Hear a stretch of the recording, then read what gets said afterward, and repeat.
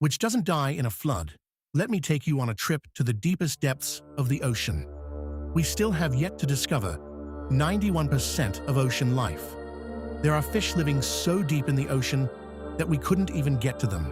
And it only gets weirder and weirder the deeper you go. Now, in Leviticus, Moses literally says that fish in the sea that do not have fins or scales are an abomination to you. An abomination just like what the fallen angels had created. And that, my friends, is why we have things like this. The angels had to be punished somehow because the results were devastating. I mean, after all, there are giants in the sky. They were these towering beings of endless desire for destruction and chaos. The Bible even says they were the rulers of the ancient world. Now, mind you, these guys were everywhere. They conquered and built kingdoms, the likes of which we just can't comprehend. These were entire civilizations built on divine secrets. You gotta understand that at the start, the angels were just free to roam the earth. And they must have been really good friends with humanity because they're the ones that end up teaching humans how to do magic. And not only magic, they're the ones who teach humans how to make weapons. Enoch says how astrology, crystals, and even makeup are all teachings from fallen angels. So not only did they corrupt all flesh on earth, they actually altered the appearance of earth itself. The earth would forever be littered with the image of fallen angels portrayed as gods. Their punishment was to be locked up in chains and in darkness until the day of judgment. Some of them being bound under the great river Euphrates, which conveniently is drying up. After the angels came down from heaven, they ended up marrying the daughters of men. This was a cosmic crime against God. But my question is, how did they even manage this? Well, first of all, angelism seems to be on a whole other level. Even though they weren't created for marriage, it does seem like they at least have the power to shapeshift. The Bible literally says how some of you have already met angels without even knowing it. But this is where it gets so interesting.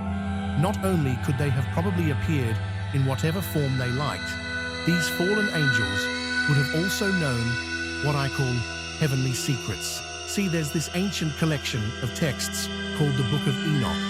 It's not scripture. Calm down, just save your heresy comments, but it gives us insight into what the ancient Jews believed. Of course, now the question is, what were these heavenly secrets? Well, starting off with Semjaza, who was the leader of the fallen angels. He taught enchantments and the cutting of roots, which I assume is like herbal medicine. In this context, to us, this would have been considered magic.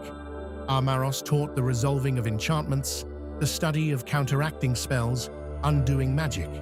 And ironically enough, I find this kind of realistic. I mean, if you're going to unleash a disease, you better know how to make the antidote. Barakiel taught astrology, which, by the way, is incompatible with Christianity. Don't waste your time with this.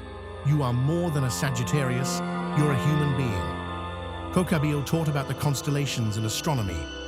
And interestingly enough, almost every ancient civilization had this in-depth knowledge about the stars.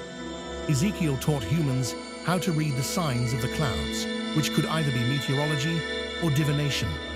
Arachihel taught about the signs of the earth, which I think could be geology. But another possibility is this thing called geomancy, which again is divination.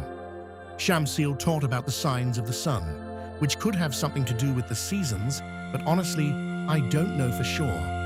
Lastly, Sariel taught about the course of the moon, which would obviously have something to do with the lunar cycles. See, I suspect that these fallen angels had some kind of superficial magnetism, a magnetism that drew in the women of Earth like moths to a flame.